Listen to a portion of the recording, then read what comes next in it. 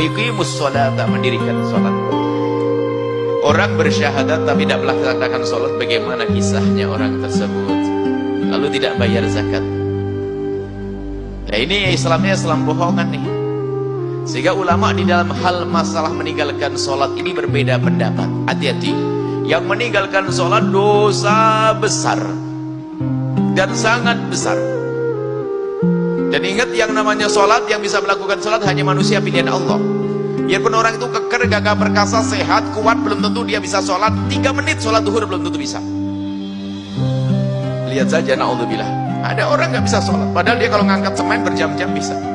Tapi giliran suruh sholat gak bisa. Padahal kalau sholat gak bisa berdiri, dia boleh baring, boleh duduk, gak bisa duduk boleh baring, gak bisa baring boleh telentang. Dengan sesuka hati, cara sebisa-bisanya. Tidak dipersulit urusan sholat. Lihat, begitu mudahnya sholat. Waktu berdiri pun gak menjinjing apapun di tangannya, tidak memikul apapun di pundaknya, gak ada, berdiri begini. Tapi tidak semua orang bisa melakukan sholat.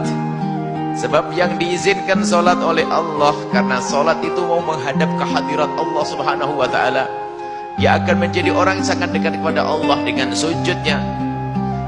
Aqrabu ma yakunul 'abdu min rabbihi wa huwa sajid. Saat paling dekatnya seorang hamba dengan Tuhannya waktu sujud.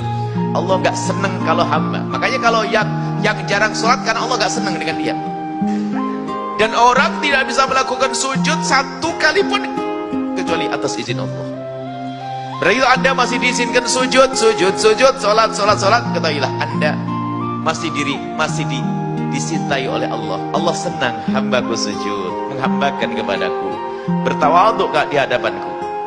Tapi lihat, banyak orang dia bisa berdiri berjam-jam tapi suruh sholat gak bisa. Aneh, unik. Padahal sholat ringan 2 menit zuhur, 2 menit sah kok. Masih lumayan lama 2 menit itu. Ada yang 1 menit belum beres.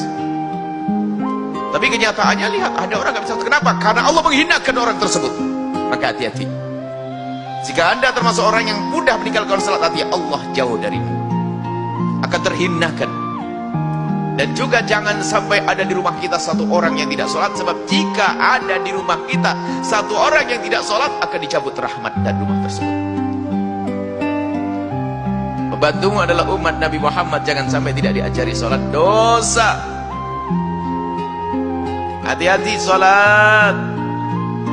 Beri kesempatan orang yang bekerja dengan kita sholat. Yang namanya urusan sholat, kadang kita diterlena. Ustadz masuk neraka, bisa banyak Ustadz masuk neraka. Kenapa? Bangun masjid, bangun pondok, tukangnya 60 orang gak sholat semuanya ini. Hati-hati.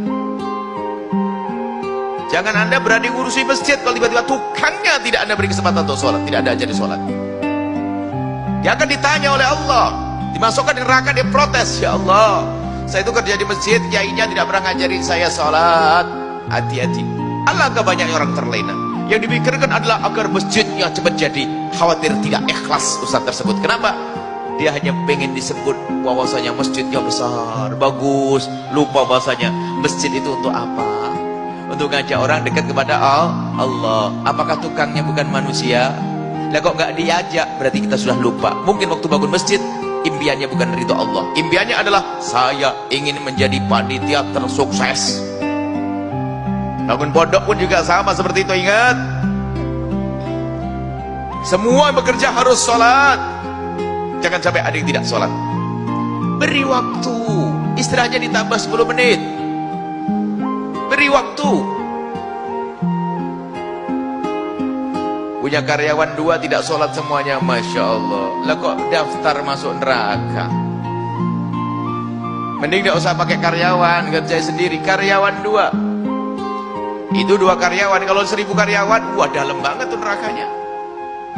Tapi sebaliknya punya karyawan 2 sholat semuanya, Allah jadi pahala. 1000 karyawan hebat. Hati-hati urusan sholat. Jangan main-main urusan sholat. Sholat adalah saat kita mengadu kepada Allah. Salat kita bersalam kepada Allah. At-tahiyatul barakatuh.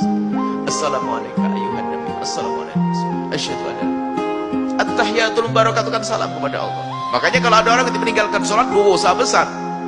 Dan karena yang meninggalkan sholat dosanya sangat besar, maka sholat dimudahkan oleh Allah. Mudah, nggak bisa berdiri, boleh duduk dan seterusnya.